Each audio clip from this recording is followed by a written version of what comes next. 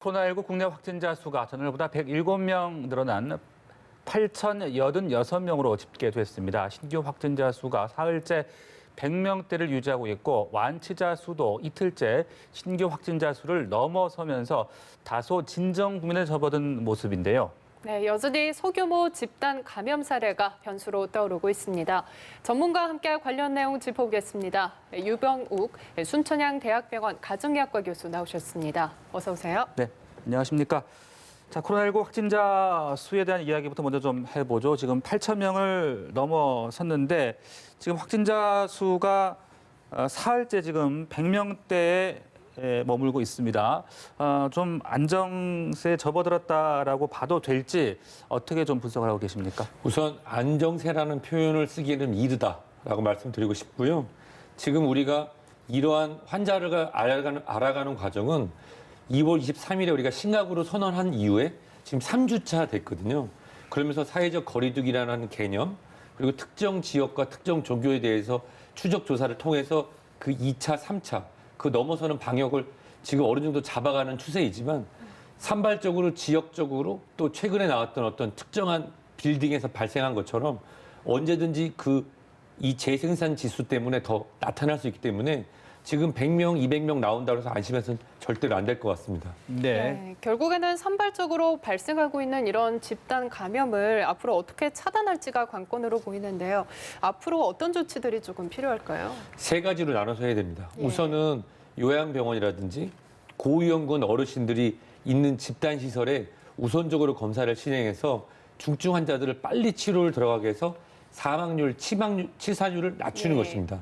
두 번째는 이 젊은 군이 활동을 많이 하잖아요. 근데 이런 분들은 대부분 감염이 되더라도 증상이 없기 때문에 젊은 인구, 학생 인구가 이동하는 것을 막기 위한 사회적인 조치가 필요하고요.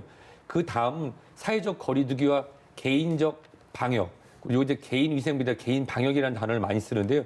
그 부분에 조금 피로감이 올 수도 있겠지만 네. 꾸준히 강조를 해서 더 이상의 확산을 막도록 해야 됩니다. 네, 지금 집단 감염 사례 가운데 아무래도 가장 조금 걱정되는 부분이 959 콜센터가 아닐까 싶은데 지금 2차, 3차 감염이 계속 확인이 되고 있는 상황입니다. 확진자가 계속 좀 나오지 않을까 우려스러운데 어떻게 보고 계십니까? 우선 이거에 대해서 대답을 두 가지로 준비했습니다. 예. 사실 그 빌딩 자체에서 확산된 부분은 이미 진행된 일이고 그것이 오늘이나 어제가 아니라 열흘 전, 일주일 전에 있었던 겁니다.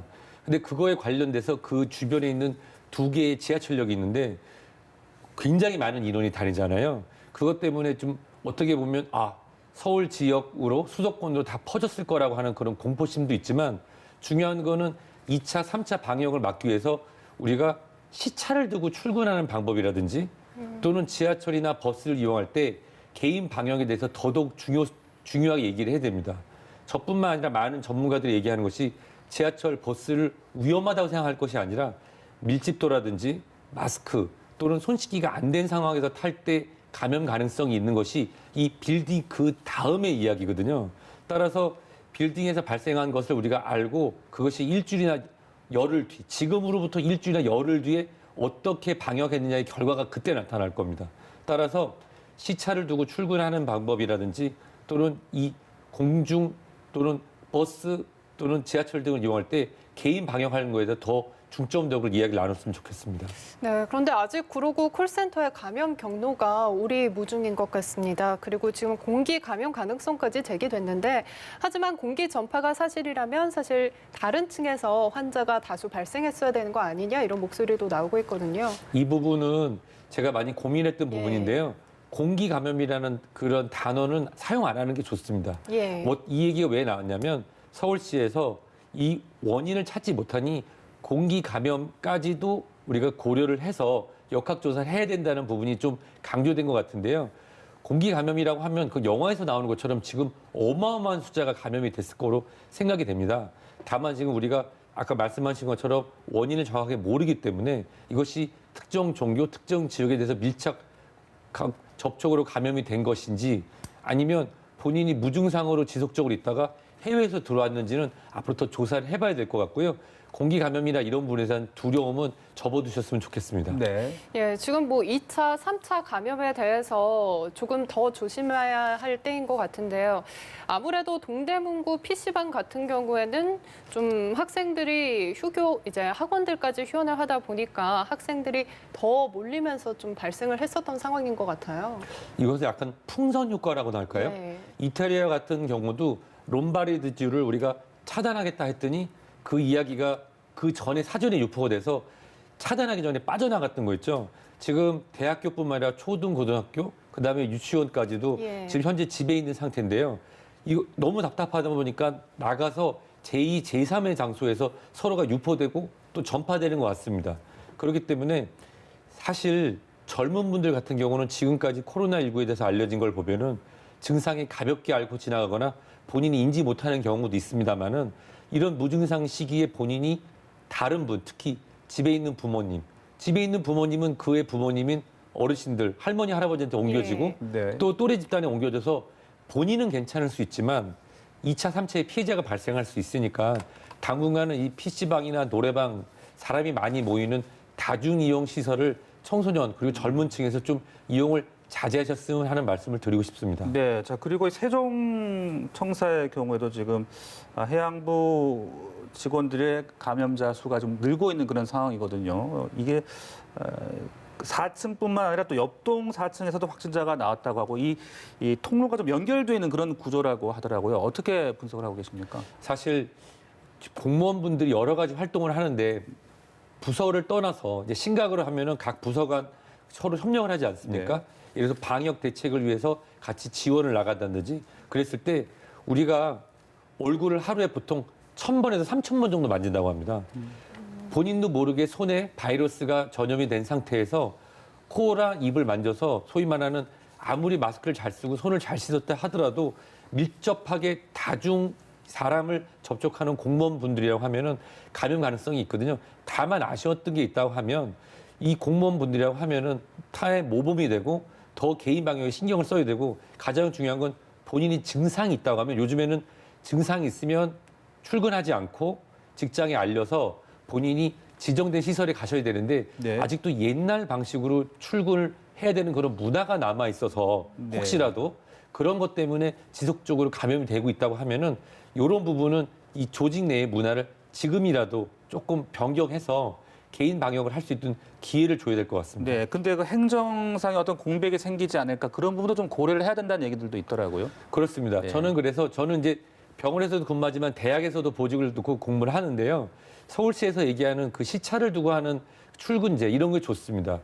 행정의 공백, 업무의 공백을 막기 위해서는 한 명의 환자가 발생했을 때 그걸 차단할 때 주력하는 것이 아니라 네. 언제든지 우리가 근무하는 같은 층에서 환자가 확진될 수 있다는 전제하에 시차를 두고 업무 공백을 최소로 하는 그런 조별 근무를 시행하고 또 그 조별 근무자들이 서로가 대면하지 않고 SNS나 아니면 우리가 온라인상으로 결제라든지 서로의 의사가 소통될 수 있도록 준비하는 것이 지금부터 준비가 돼야 될 것 같습니다. 나중에 환자가 생긴 다음에 하는 거는 이미 늦었겠죠. 네네. 예, 이런 가운데 지금 23일로 개학을 앞둔 전국 유치원 또 초중고교의 개학을 4월로 다시 조금 미뤄달라라는 요구가 지금 빗발치고 있습니다. 학교도 밀폐된 장소인 만큼 현 상황에 대해서 좀 연기하는 게 맞다라고 보시는지요? 전 개인적으로 딜레마가 되는 게요. 저도 학부형이라서 예. 집에 있는 아이들을 보고 있으면 답답하는 게 눈에 보입니다.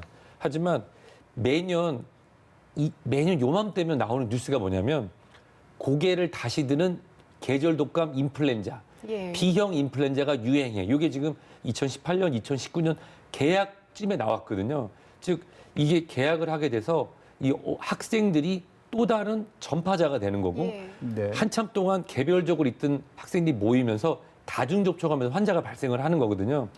개인적으로 볼 때는 저는 개학 연기가 맞다고 생각합니다.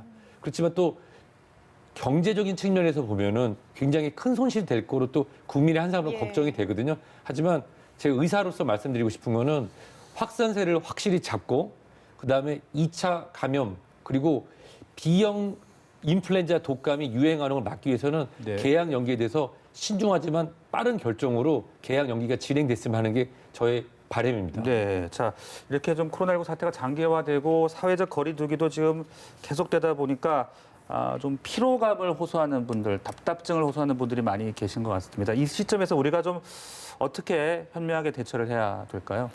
사회적 거리두기의 피로감, 여러 그 집단들을 제가 직접 진료를 하면서도 뵙고 또 이 방송을 준비하면서 여쭤보고 나왔는데요. 어르신들은 어르신 나름대로 답답하다고 하고 학생들은 학생대로 답답하다고 하는데 우리나라의 그런 통계자를 보면은 결론적으로 최종 피해자는 만성 질환이나 기저질환, 고령에서 나타납니다. 이런 피로감 때문에 젊은 분들이 그런 사회적 거리두기를 좀 덜하고 그다음에 집단적인 생활을 다시 한다고 하면은 대구 경북 지역과 같은 2차 폭발적인 발생은 어느 지역, 특히 이 수도권에서 발생할 가능성은 충분히 있습니다. 이런 사회적 피로감을 또 이겨내야 되는 부분도 있고요. 네. 또 제가 존경하는 이재갑 교수 등 저도 같은 생각이 나는데 이것이 요번에 끝날 게 아니라 남반구에서 코로나19가 유행을 마치고 올 11월에 겨울에 다시 유행할 수도 있기 때문에 이런 사회적 거리두기에 대한 일반적인 훈련, 핀란드와 같은 경우는 버스 탈 때요 1m에서 1.5m씩 떨어져서 버스를 탄다고 합니다. 그거는 네. 그냥 일반적인 사례입니다. 그렇죠. 물론 우리는 밀도가 높은 국가에 살고 있기 때문에 좀 어려운 면이 있잖아요. 하지만 이런 개인적인 방역에 대한 사회적 동의와 교육을 통해서 앞으로 이게 재유행하거나 몇 년 지속될 거에 대한 대비를 교육 차원에서도 지속적으로 알려야 될 것 같습니다. 예, 알겠습니다. 아직은 조금 더 조심해야 될 때인 것 같습니다. 지금까지 유병욱 순천향대학병원 가정의학과 교수와 함께 자세한 이야기 나눠봤습니다. 고맙습니다. 고맙습니다.